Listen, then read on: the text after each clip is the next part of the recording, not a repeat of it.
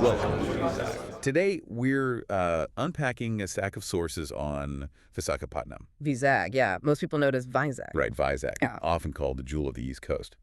And looking through this material, it really stands out. It's an extremely complex city, isn't it? I mean, on paper, it sounds almost, well, contradictory. You've got this major naval A command. heavy industry right alongside it. Exactly. And then soaring hill parks, these beautiful beaches, all sort of coexisting in the same urban space. It's unusual.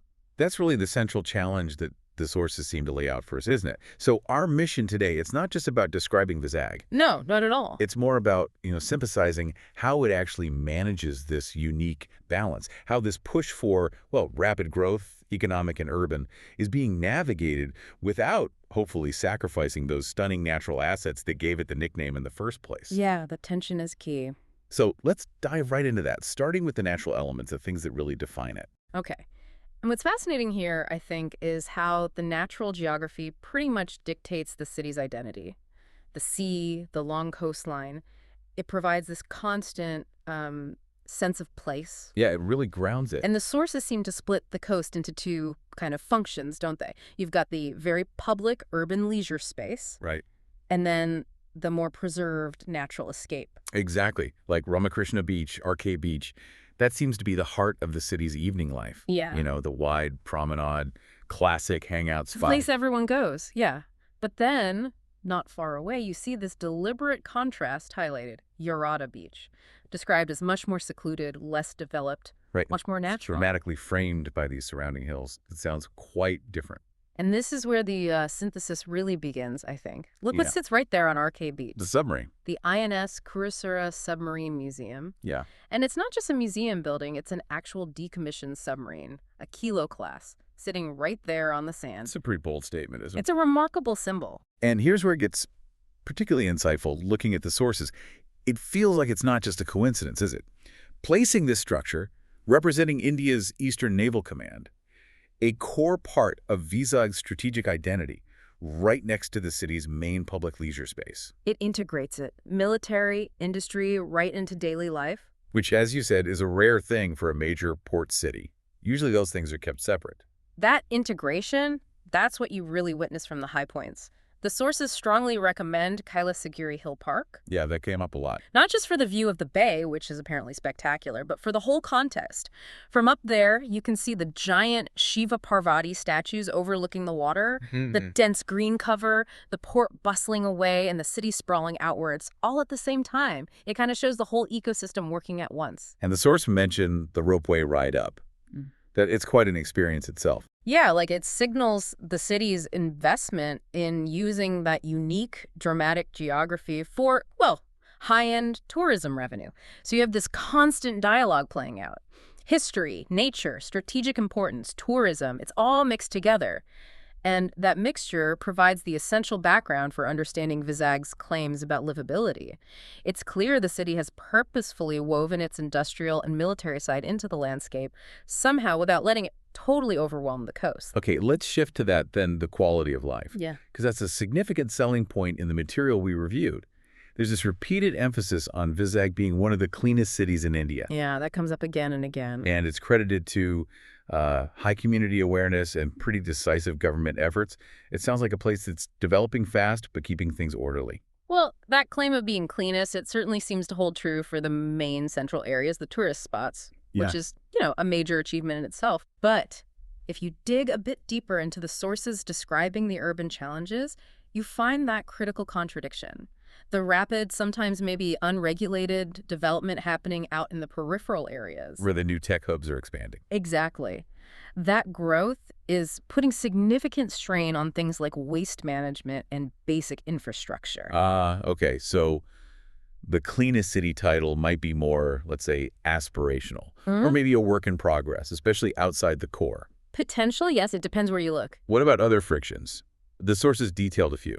Well, the physical reality of being a coastal city, especially one that's developing, It introduces clear hurdles. The main climate issue is just the sheer humidity. Right, especially in summer. That's just a fact of life there, I suppose. It is. But more critically, the infrastructure struggles seem tied directly to the weather. You mean the power cuts during the monsoons? Exactly. Frequent, apparently unavoidable power cuts during heavy storms. And that's not just an inconvenience for people living there. It directly impacts the city's ambition to be a reliable tech and education hub.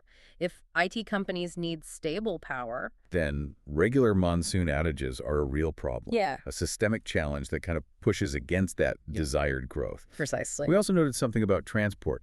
Public transport is developing fast, but maybe the networks are still a bit incomplete in some areas. Yeah, that's mentioned, which pushes people back towards relying on autos or their own vehicles. And even with moderate traffic, which they seem to have, that kind of undermines the efficiency goal of a smart city. So the high livability factor comes more from the general atmosphere, the culture, the beauty, but the physical infrastructure still has these real, everyday friction points. That's the trade-off, it seems. Anyone moving there or investing has to weigh that high quality of life, the visual appeal, the peaceful vibe, against these persistent logistical hurdles. Okay, so while the city's managing these daily frictions, the sources definitely make it clear that the local culture offers a really vibrant escape hatch, especially the food scene. Oh, absolutely. Let's get into the food then. It sounds fantastic if you like bold, spicy Andhra flavors mixed with coastal stuff. It really sounds like a celebration of what the region offers. Yeah. The recommendations we saw were a great mix of, sea and soil classics like Royale Guru. That's the prawn curry, right? Thick and spicy. Yeah, and Chipala Pulusu, the tangy fish curry, often served with pulihora, that popular tamarind rice, real staples. And it's not just restaurant dining, is it? The sources really highlight the street food culture, especially around Arcade Beach in the evenings. Yes, that energy comes through, serving up spicy corn, ice-cola, those shaved ice treats, and incredibly fresh coconut water. Sounds like the perfect antidote to a humid day. It really does. And for a true sort of regional cultural taste, the sources mention pootharekulu. The paper sweet. Those paper-thin, sweet, delicate sheets. A specialty from nearby Atreyapuram. It shows Vizag isn't just an island. It pulls in flavors from the wider coastal Andhra region. And beyond all that spice and energy, it seems like the city caters to a slower pace, too. We saw mentions of cozy cafes with amazing sea views. Perfect for watching the sunset, apparently. Yeah. It reinforces that idea that Vizag uses its natural beauty to genuinely make daily life better. That integration of nature into the everyday, that's key. And it leads us straight into Vizag's role as a regional hub. It seems to function as this sort of sophisticated gateway for exploring deeper into nature and history nearby. Okay, let's explore that context then. The nearby Araku Valley comes up constantly as a must-see. Lush green hills, coffee plantations, waterfalls. Sounds Well, idyllic. The perfect green escape from the, industrial side of the coast. And crucially, the journey itself is highlighted. The train journey from Vizag to Araku is singled out as one of India's most scenic routes. Through tunnels and over valleys. Yeah, loads of tunnels, bridges. It really reinforces Vizag's role as the starting point, the logistical hub for these kinds of adventures. And you've got the deep history, literally deep, with the Borra caves. Ancient limestone caves, yeah. Described as geological marvels, stunning natural formations. The sources say stepping inside is like entering some kind of fantasy world carved out over millennia. Wow. And balancing that geological history, you have the spiritual history at the Simhachalam temple. Dedicated to Lord Narasimha. That's right. With magnificent architecture and a history stretching back over 1,000 years. It's a hugely important cultural site for the region. So Vizag is clearly much more than just its beaches and industries. It's the anchor city, the place you launch from to access thousands of years of history, both human and natural, and then the place you come back to for modern comforts. And if we connect that back to the economic picture, that anchoring role is exactly what drives its industrial significance too. The port is fundamental. How crucial are we talking? What makes it one of the most important industrial centers in South India? Well, it's multi-layered. Firstly, its strategic naval importance hosting the Eastern Naval Command. You just can't overstate that. Okay. Economically, it's vital for handling huge exports, especially steel from the nearby plant. And it facilitates trade connecting central India out to the eastern sea routes. It's really a foundational piece of infrastructure for the whole region's movement and heavy industry. But the narrative we're seeing suggests the city is actively trying to pivot, isn't it? not just relying on heavy industry. There's a clear, rapid evolution towards becoming a tech and education hub. Yes, absolutely. And this is where the aspirational planning really kicks in. Startups, IT companies, they're being actively courted. And what's the draw for them? The sources point to two main things. First, it's just way more affordable than the big metros like Bangalore or Hyderabad. Yeah. Okay, that makes sense. And second, the stunning scenery. It boosts employee quality of life. So the government is actually leveraging the geography itself as an economic tool. And this path is backed up by those explicit government plans to develop Vizag into a smart city.